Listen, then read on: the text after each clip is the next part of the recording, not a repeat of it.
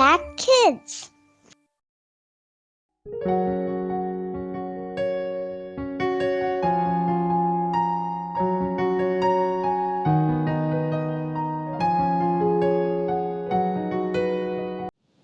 Halo adik-adik sahabat Impact Kids yang ada di rumah. Ketemu lagi nih dengan Kak Merlin hari ini dalam Impact Kids.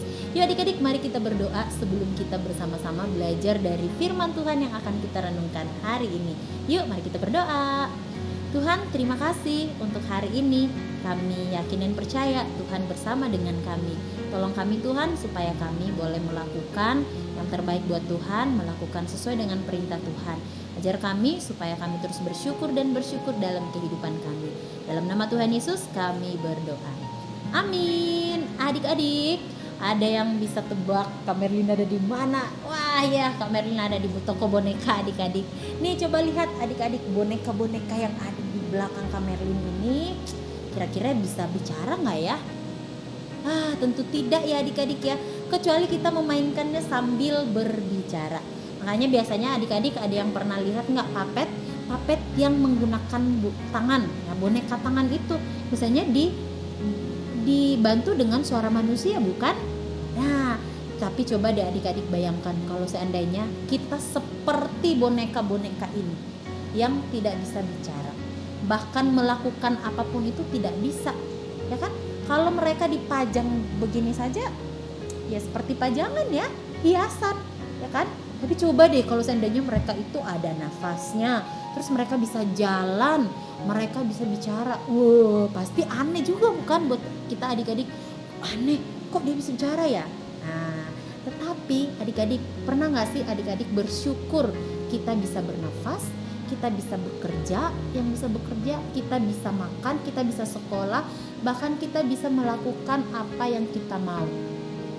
Kita bisa makan, kita bisa bicara tanpa ada yang larang, ya kan? Pernah nggak sih adik-adik berpikir, kenapa ya kok aku bisa bicara ya? Kok aku bisa hidup ya? Nah, ternyata adik-adik, kita itu tidak seperti boneka. Judul renungan kita hari ini adalah tidak seperti boneka. Kita itu manusia yang diciptakan oleh Tuhan, sama seperti Tuhan, segambar dan serupa dengan Tuhan. Karena apa adik-adik? Karena kasih karunia. Yuk adik-adik, kita buka di Alkitab kita di Efesus pasal 2 ayat 1 sampai ayat yang ke-7.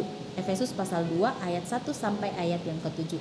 Yuk kita baca sama-sama ya adik-adik, ikutin di Alkitab adik-adik masing-masing. Semuanya adalah kasih karunia.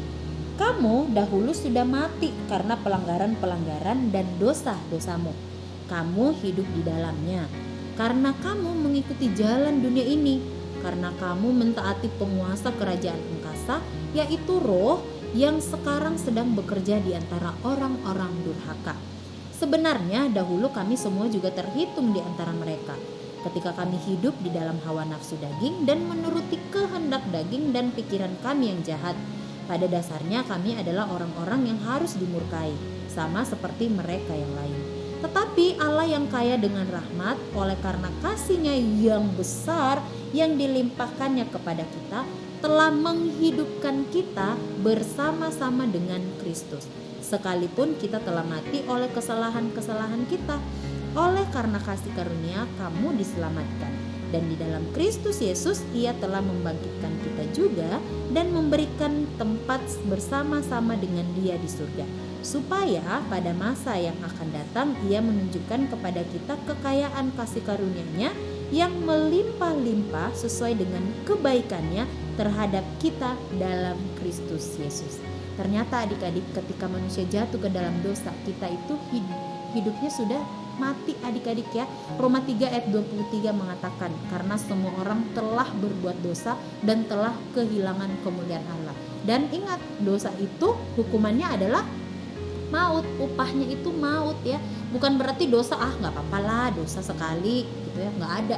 Dosa sekali aja itu hukumannya berat. Masih ingat kisahnya Adam dan Hawa adik-adik? Mereka tidak taat sama Tuhan dan itu mereka berdosa. Mereka bahkan diusir dari Taman Eden. Nah, sama dengan kita adik-adik, kalau kita melakukan dosa, hukumannya kita itu adalah Yes, kita harusnya mati adik-adik.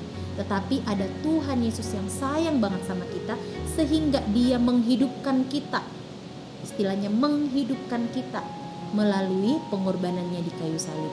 Harusnya kita nih yang dihukum mati karena kita yang berdosa, bukan? Yes, kita yang berdosa. Harusnya kita yang dihukum, kita yang disalibkan, kita yang dicambuk karena kita yang berdosa. Tetapi karena Yesus sayang banget sama kita sehingga dia rela berkorban. Dia yang menyerahkan dirinya untuk menebus dosa-dosa kita. Sehingga kita yang mungkin dulunya udah seperti boneka-boneka ini adik-adik, yang mati, gak bisa hidup, gak bisa ngapa-ngapain lagi, udah mati. Tapi karena kita dikasih hidup yang kekal sama Tuhan melalui pengorbanannya di kayu salib, melalui kebangkitannya kembali, sehingga kita bisa hidup lagi. Hari ini kita memang masih hidup di dunia adik-adik, tetapi hidup yang dimaksudkan adalah hidup yang kekal.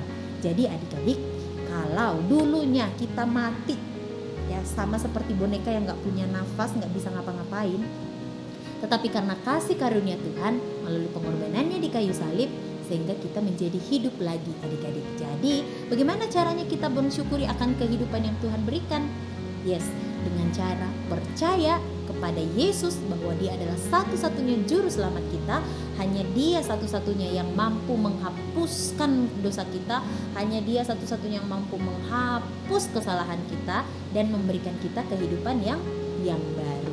Jadi mulai hari ini yuk dengar-dengaran sama perintah Tuhan, ikuti perintah Tuhan melalui firman-Nya. Perintahnya apa aja Kak Merlin? Baca Alkitabnya ya. Jadi yuk hari ini kita menyadari bahwa ternyata hidup kita ini sebenarnya bukan karena kita ya adik-adiknya, bukan karena perbuatan baik kita, tetapi karena kasih karunia-Nya Tuhan. Jadi mau menyanyiakan hidup yang diberikan Tuhan dengan melakukan yang tidak sesuai dengan kehendak Tuhan? Tentu tidak mau ya adik-adik ya. Melainkan yuk mari kita sama-sama melakukan yang terbaik yang sesuai dengan perintah Tuhan. Mari kita berdoa. Terima kasih Bapa yang di surga untuk firman-Mu hari ini yang menegur kami bahwa ternyata hidup kami ini adalah pemberian Tuhan karena kasih karunia Tuhan. Hidup kami mau pakai terus untuk memuliakan Tuhan, melakukan apa yang menjadi perintah Tuhan. Tolong kami Tuhan, mulai hari ini sampai selamanya berikan kami hikmat supaya kami melakukan yang terbaik buat Tuhan. Dan kami tidak melakukan dosa yang menyedihkan hati Tuhan, yang membuat hati Tuhan sedih. Dalam nama Tuhan Yesus kami berdoa. Amin. Demikian adik-adik Impact Kids kita hari ini. Sampai jumpa di Impact Kids selanjutnya. Dadah.